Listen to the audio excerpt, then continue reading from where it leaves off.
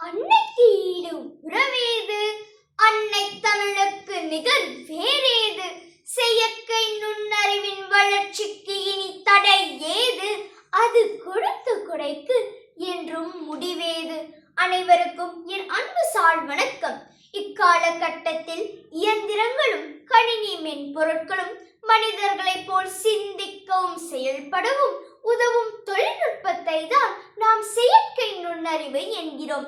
இதன் பயன்பாடு அனைத்துலக அளவில் காட்டு தீ போல பறந்து விரிந்து கிடக்கின்றது என்பதை யாராலும் மறுக்க இயலாது.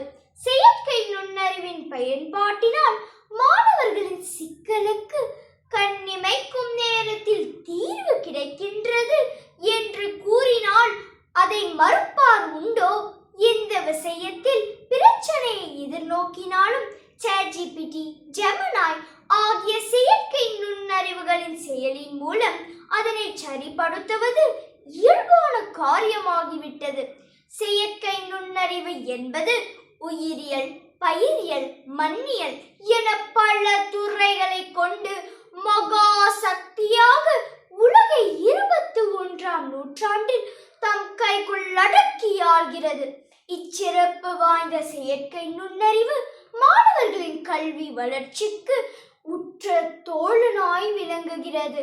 புரியாத விஷயங்களை அறிந்து கொள்ளவும் ஆழமாக ஒரு பாடத்தை கற்றுக்கொள்ளவும் செயற்கை நுண்ணறிவின் பங்கு அளப்பரியது. சபையோரே, இந்த செயற்கை நுண்ணறிவு மாணவர்களின் புத்தாக்க சிந்தனையையும் முற்போக்க சிந்தனையையும் ஆழமாக வளர்க்கின்றது என்று ஆணித்தரமாக கூறலாம்.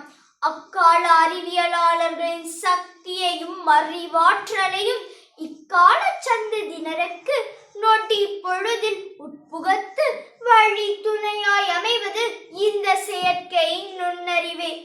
நமது தமிழ் பள்ளி மாணவர்களின் உலக போற்றும் சாதனைகளுக்கு செயற்கை நுண்ணறிவின் பங்கு நான் சொல்லி நீங்கள் அறிய வேண்டுமா என்ன?